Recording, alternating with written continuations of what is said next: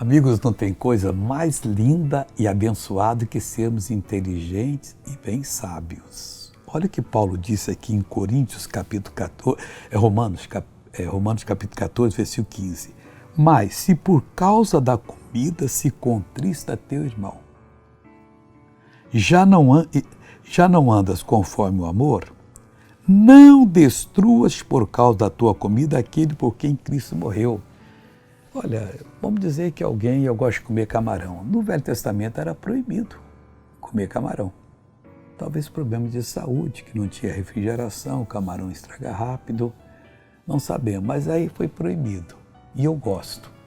Aí posso comer, não há problema, mas eu provoco o meu irmão. Eu estou comendo com ele, eu sei que ele não gosta, ele é legalista, está na lei do Velho Testamento. Eu digo, me traga um camarãozinho bem feito e agora.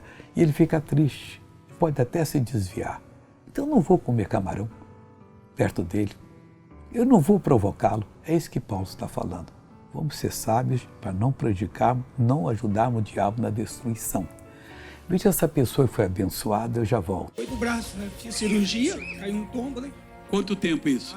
Uns 3 meses. 3 meses.